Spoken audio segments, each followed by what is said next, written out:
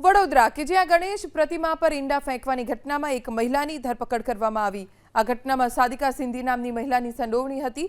આ મહિલા મુખ્ય આરોપી જુનેદ સિંધીની માતા છે। સાદિકાનો પતિ સલીમ હાલ વોન્ટેડ છે। માતા અને પુત્રએ અન્ય આરોપીઓ સાથે મળી કાવતરું રચ્યું હતું। પોલીસે કોર્ટમાં રજૂ કરી સાદિકા સિંધીના 2 દિવસના રિમાન્ડ મેળવ્યા। આ તરફ વડોદરા પોલીસે રાજસ્થાન પોલીસની મદદથી વધુ 3 આરોપીઓને દબોચી લીધા। આ આરોપીઓ અજમેરની હોટેલમાં છુપાયા હતા। ત્રણેય આરોપીને કોર્ટમાં રજૂ કરી પોલીસે 2 દિવસના રિમાન્ડ મેળવ્યા। વડોદરા કે જ્યાં ગણેશ પ્રતિમા પર ઈંડા ફેંકવાની ઘટનામાં એક મહિલાની ધરપકડ કરવામાં આવી। આ ઘટનામાં સાદિકા સિંધી નામની મહિલાની સંડોવણી હતી।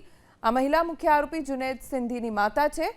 સાદિકાનો પતિ સલીમ હાલ વોન્ટેડ છે। માતા અને પુત્રએ અન્ય આરોપીઓ સાથે મળી કાવતરું રચ્યું હતું। પોલીસે કોર્ટમાં રજૂ કરી સાદિકા સિંધીના 2 દિવસના રિમાન્ડ મેળવ્યા।